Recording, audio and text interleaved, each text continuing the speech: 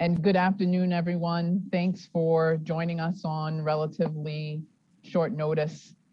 As all of you saw when we put out our announcement today, this morning, to open registration for people who are 75 years of age and older, we wanted to have the opportunity to provide further details on that and make it available for questions so that we continue to ensure that Rhode Islanders have the information that's needed in a very rapid moving situation. So Rhode Islanders 75 years of age and older can now register for an appointment at one of the 2 state-run vaccination sites. One of those is at the Dunkin' Donuts Center in Providence, and the other is in Cranston at Sockanosset Cross Road. Appointments will begin tomorrow, February 18th. Beginning Monday, February 22nd, scheduling will open to any Rhode Islander 65 years of age and older. To register to be vaccinated at one of the state-run sites, people should visit the online singular website for it. It is vaccinateri.org, vaccinateri.org. It's also important to know that people who cannot register online can get help for registration by calling us. The automated line is 1-844-930-1779. Going forward, the call center will be open on weekdays from 7:30 a.m. to 7 p.m. and on weekends from 8 a.m. to 4:30 p.m. Through both systems, online and by phone calling, an individual can either make a personal appointment or an appointment for someone else who is in the eligible age category. We started off by opening roughly a week and a half appointments that will be available. So I know there's been a lot of discussion about our approach to this vaccination campaign. I also know that Dr. McDonald shared some data yesterday in his call with reporters. Over the past month, Rhode Island has seen a 46% decrease in hospitalizations. That's compared to 32% nationally and 22% in our neighboring states. That's almost double the amount of our neighboring states. And the decrease is even more significant among those in targeted groups that we focused on in phase 1, especially healthcare workers and people in congregate settings. To be clear, there are other factors in play. For example, we know that treatment with monoclonal antibodies is having a big impact. We know that our leadership with testing is an important component as well.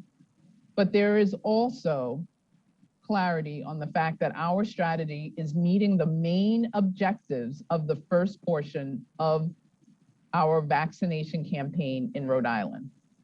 The first was to protect people in our nursing homes and other congregate settings. And the second was to make sure we have a healthcare workforce. Nursing homes are where we have seen the vast majority of our unfortunate deaths. And we need a healthcare workforce so that emergency care is there when you need it. This is especially true with us having identified the UK variant in Rhode Island on Monday night. All that said, I know people want doses administered more quickly. We hear you and we agree as well. We get it 100% and are moving forward because it is an important step in the right direction that we know we are poised to take. In this age-based portion of the vaccination campaign, vaccinating is going to be happening much more quickly. We have been able to shift from our more targeted approach with the focus that was mentioned. We've been able to achieve that with almost double the decrease in hospitalization rates and all the contributing factors, including vaccines, that have led to that. And now it's time to move to our more public-facing administration of doses and to significantly accelerate our ability to do it effectively and quickly, while not losing our focus on equity and ensuring that those communities hardest hit continue to have access to the vaccine that's needed.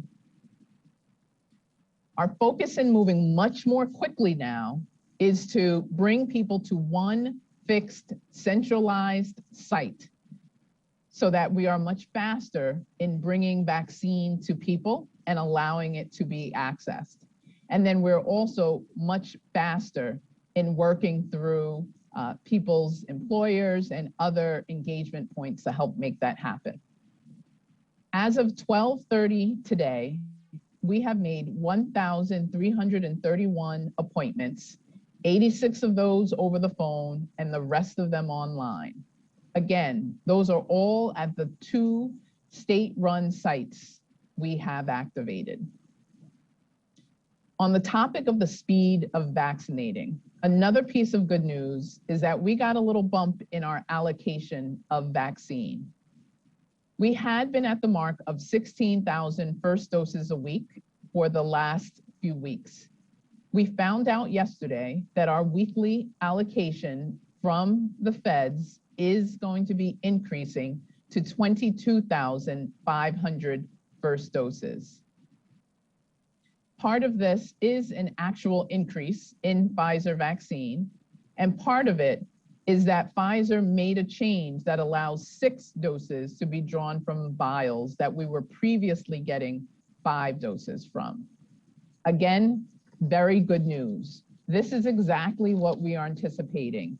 With every step we take, we want to push towards getting more and more vaccine supply because we are poised to get more and more volume of vaccine out into the community, particularly with the activation of our state-run sites, now that we have enough of the vaccine to really be able to push effectively. In terms of the registration process specifically, I do want to make a few additional notes before we open things up to questions. So far, people seem to be having luck making appointments. That's great, that's important. But there is a lot of demand for vaccine right now, which is also great. But we know that we could get to the point where people are logging in and trying to make appointments or calling to make appointments, but they can't get anything. More appointments will be added as we go, and particularly as we're able to get more vaccine, but we're asking people to be patient. Another thing that I wanted to share is that the customer experience is going to be a little different today than it will be in the near future.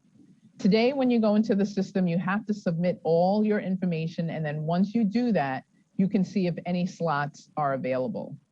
We recognize that is not ideal, especially for someone who is going to be repeatedly looking in the system for an appointment. We're working to adjust that process so that it's a little more user-friendly. We wanted to get started first, and then we'll continue to make the improvements as we go. Another thing is that right now, when you call, the system is automated. You will be prompted to enter your phone number, and then you will get a call back. Our goal is to get it set up so that when you call, you get a live person right away. We expect to have this in place soon. Like everything with this pandemic, we're looking forward and making improvements every step of the way as we go. So with that, I will open things up for questions.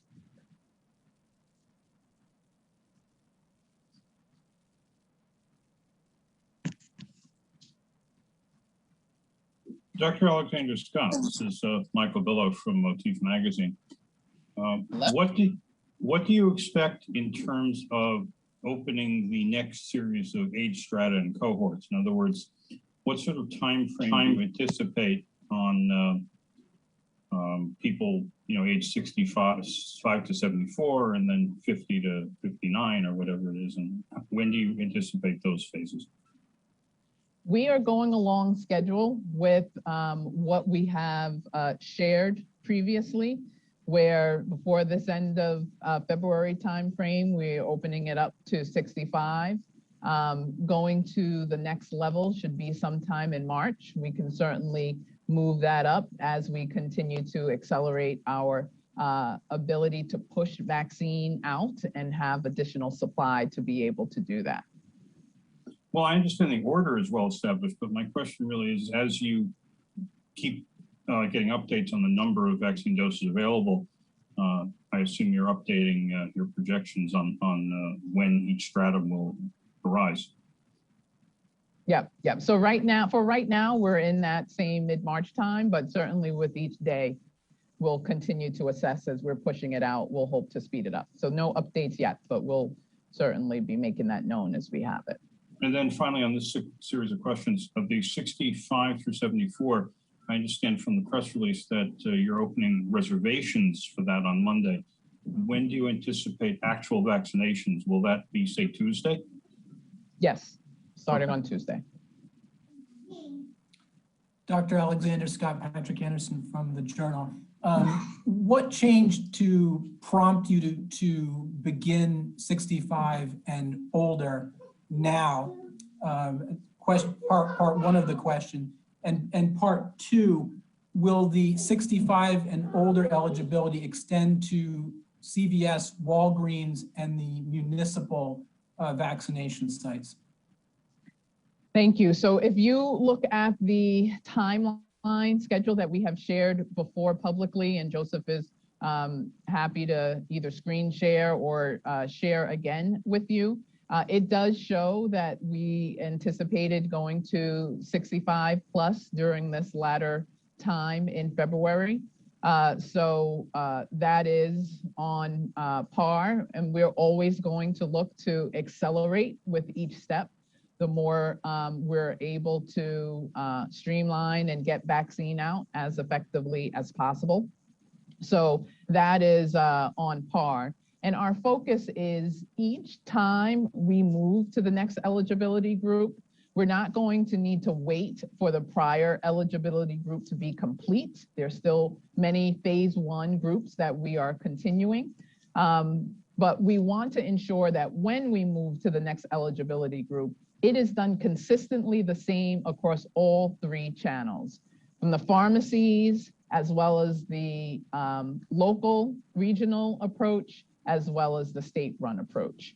I do want to encourage that for going to 65 plus, we really push people towards the larger volume sites with the state-run approach that is activated now. When that opens on Monday, it's really ideal to go there because it is designed to move through hundreds of individuals an hour with vaccinating. We want our local regional approach. Our municipalities have been doing a fantastic job really catering to those 75 years of age and older, supporting them in accessing vaccine, in being able to register as they need to, making sure that they can stay local and where they need to go. I just left the call with the municipal leaders where we're continuing to say to keep that going. Make sure that they are filling all of their 75 plus slots because they've done a great job getting vaccine out to them. And we really want to encourage those 65 and older to go to the state-run sites. We're activating it for high volume. We want to do it as quickly and as streamlined as possible. So really encourage going to vaccinateri.org for our 65 and older so that we can get through as many individuals as we can. Dr. Alexander-Scott, this is Steph Machado. On those lines, the City of Providence has not been able to fill every single one of their slots for their clinics this week with people who are 75 and older. So would you consider allowing municipalities to register folks 65 and up prior to Monday if they have empty slots this weekend, for example? There's two separate answers to that. We really want to stay consistent statewide with everyone going at the same time on Monday. That is separate from what our high density community approach has been. We have said since the beginning that we started with Central Falls and really looking at those communities and zip codes that have higher rates of hospitalizations and cases and morbidity overall. And we have done well to roll it out in Central Falls. We began slowly doing that in Providence and Pawtucket. We're going to continue to work with the zip codes in those areas that have the highest rates to expand that HDC strategy and replicate what has worked well in Central Falls. Some of that includes going to the younger group. Some of that includes going through housing developments. Stennis Pharmacy has been a tremendous partner. So we will be engaging with the specific zip codes in Providence and Pawtucket. That's a part of our overall high density community strategy to move that piece forward. So right now, any Providence resident over 75 can sign up for the clinics that are being run this week. Is that going to change so that it's Providence residents in certain zip codes can sign up? Right. On Monday, any Providence resident 65 and older will be able to. Between now and then, we're going to continue the expansion of our high density community strategy in the specific zip codes in Providence and Pawtucket that have the highest rates, and work with the local leadership there on their best way to roll it out. Going to 65 is going to be one option. Engaging with the housing units is going to be another. We're going to support them in how best they would like to go forward. Okay, thank you. Dr. Scott? Mm-hmm. I'm Matt Allen from WPRO. I just have a quick question for you. I heard from some listeners saying that they've already been locked out of the system on the automated telephone line, saying that there are no more appointments available. Is that going to be a make an appointment for the next day only system, or are you looking for a change where we can make appointments for vaccinations to happen, say, weeks out as more supply becomes available? Yeah, with starting, we have placed appointments for the next week and a half, but we are poised to be able to expand based on what's going to happen over the next 24 hours or so. So we'll be continuing to collect this information. I see. So if people call in today and the hotline says there's no more appointments available, that's because they've been filled for the next week and a half. Mm-hmm. Okay. This is Jacqueline. There'll be more appointments available through the call center, likely each day. We're balancing the availability online versus on the call center. There's still appointments available online, and we'll be working to make more appointments available through the call center as well. So it's worth trying to call back tomorrow as well. Okay, so if people don't get through to make an appointment on the phone call today, they should try online if they have the availability to do that through a friend or somebody else later on. That's right. Okay. Hey, Dr. Alexander-Scott, it's Lindsay DeLucia with NBC 10. I'm just wondering how you guys are vetting the people who are signing up through this registration site. How are you making sure that these people are actually eligible to get the vaccine right now? Yep. Similar to what other states have been doing throughout the country, the most streamlined and simplest approach has been self-attestation and helping to ensure that the individuals say who they are. And there will be the opportunity, if needed, to be able to follow up on that and ask for some form of identification to verify. But the way to get the most number of people through appropriately is to start with the allowing for self-attestation, as other states have done as well. Okay, and so if, say, someone gets through the end and I'm guessing they get kind of an email confirmation, do they have to go confirm that? Do they have to, what happens if someone does lie about their eligibility, gets that appointment? Does that appointment get wasted? Does someone else get that appointment? How do you make sure that that slot doesn't go to waste? if it's not audited to be one of the ones that we identify and see, they would, just go through the process because it's about getting more individuals vaccinated than possible. But we definitely have mechanisms in place to ensure that no vaccine gets wasted. So if there's someone who is not able to go through because their self-attestation was not accurate, we have the ability to move to the next individual to make sure that the vaccine gets used, Got it. administered. And as for a second dose, when the person signs up on the website, are they signing up for the second dose as well, or just the first dose? And when do they sign up for that second dose?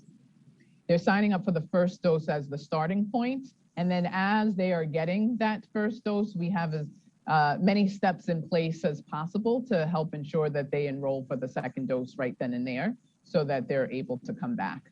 So they're guaranteed a second dose when they get a shot at the state-run site? Definitely, definitely. Thank you.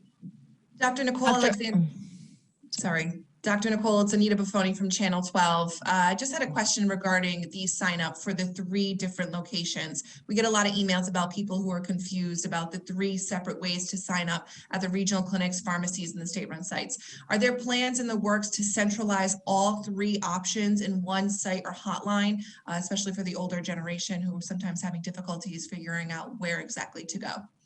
Yes, yes. In the long term, there are plans to centralize 2 of the 3. The pharmacy one is one that will remain distinct. People are relatively comfortable with, if you need a vaccine at CVS, you call them. You need a vaccine at Walgreens, be able to do that. That will continue. But in the long term, after the municipalities that are doing a great job really running the process for 75 and older, as they continue to finish that group, in the long term, we'll have both state-run clinics and municipally run regional clinics that will use the same one site. So it will get centralized as we go forward. We saw value in really being targeted and focused for our 75 and older who appreciate the additional service that municipalities are giving them to help ensure that they get vaccinated and don't have to, go through that singular approach and maybe get lost in their understanding of the system. Do you have a time? Yes. Do you have a timeline for that, or is it just sort of what see as we go? Our timeline will be closer to the beginning of March timeframe, but it will depend on the amount of time it takes to stand up the regional pods. We want to help ensure that the municipalities get through their 75-year-olds and older now. So we want to give that time to happen and then start working with them on planning the regional vaccination sites. Dr. Alexander-Scott, this is Lynn Arditi from the Publix Radio. Hi. Can people sign up at more than one site? And if so, how do you prevent people from signing up at multiple sites and then not showing up for appointments and that being a problem for the sites? Yep. It's an important element. It's similar to what we have now with testing. People can sign up to more than one site. We have a multitude of options for folks, and if they get one that is sooner than what they already had, they could cancel. It has by and large worked out and still allowed us to be able to test tens of thousands of individuals a day. So we want to make sure that we continue to provide options. People can register at more than one site. We will hope that as they get appointments, they will, cancel on another one. And then the more we streamline so that there are fewer sites, the less this will be a concern, and we'll be able to replicate what we have successfully ramped up on the testing side. So it's one of those dynamics that we figured it was worth moving forward with so that people had options. And then we'll continue to address it as we go, knowing that we have been able to achieve that effectively with testing. So one follow-up, when you compare it to testing, it's different than testing because with testing, you're not going to be potentially wasting some precious vaccine. Right. And so right. if you have a lot of people sign up and then not enough show up and you have time-sensitive vaccine, that could be a problem. Why wasn't it created to just eliminate the possibility of people signing up twice if it's a state system? What we've done is made it so that there is a very robust process in place to not have any vaccine wasted. I think that's a key part to our phase 1. Because it was targeted, involved partners, it went slower, but our vaccination wasted rate has been extremely low. When you speed up and go too fast at higher volumes, you risk that. It allowed us to really build the system to help ensure that even as we're speeding up now, we have mechanisms in place to not have vaccine wasted. Everyone is very sensitive to being able to do that. And then to your point, Liz, when we do get to the regional sites joining in with the state-run sites on that one centralized location, that also will be only one way to schedule or register for an appointment. So that will be centralized and will just be either the pharmacy or one of the vaccination center approaches. Can you just be a little bit more specific so I understand what you mean about you have these systems in place to prevent waste, other than just trying to go to the next person on a list and hoping they're there and calling them? What kind of systems what do you mean?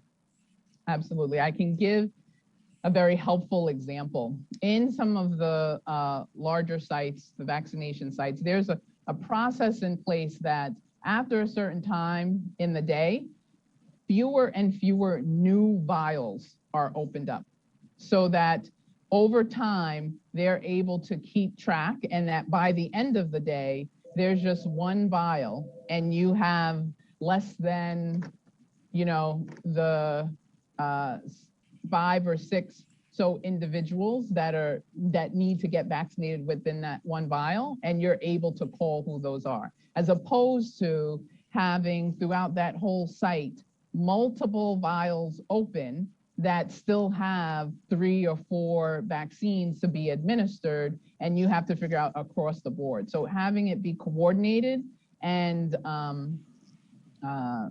narrowed through the course of the day is an example of the type of systems that are in place to really cut back on waste with vaccines in Rhode Island. So I think we have time for one more question. Yeah, Dr. Alexander-Scott, this is Alexa from the Boston Globe. Can you just explain exactly how the vaccine interest notification form will work? In other states, the pre-registration link serves as not just communication for when people become eligible, but it eventually will also serve as a notification when a dose is available to them at a nearby location and eventually just bring them right to the scheduling system. Is that going to happen here? For our vaccine interest notification list, at this point, it is more so the former of what you described. Being able to have a centralized site that we can ensure people are able to express their interest in getting vaccinated and get information about when the next eligibility group opens up. We're continuing to explore what additional functionalities will be possible. But want to really focus on having that available for individuals below 65. Just one quick follow-up to that. If the vaccine interest link is just simply a form of communication, why are we just rolling out with this now? Was there a strategic approach to waiting? No, it was just really having it built and ready at the same time that we were expanding to the public. Dr. Scott, do you have time for one more question? It's Mary McDonald from PBN. You said that we're going to be increasing our vaccine doses coming from, the federal government from 16,000 to 22,500. What's driving that? Is Pfizer producing more? Are we getting more of an allotment from the federal government compared to other states? What's driving that? Let me get back to you. We really just have at this point that Pfizer has had an actual increase and then just being able to be more efficient with accessing the doses, but they would certainly be able to say if they have done something different on their manufacturing end that has contributed to that increase. And are you assured that that's going to continue, that that's not going to fluctuate? Everything is dynamic in this response. So we are taking what we have and we're going to move forward with that and make sure that we have the capacity to expand out with the hopes that we'll get more updates like that.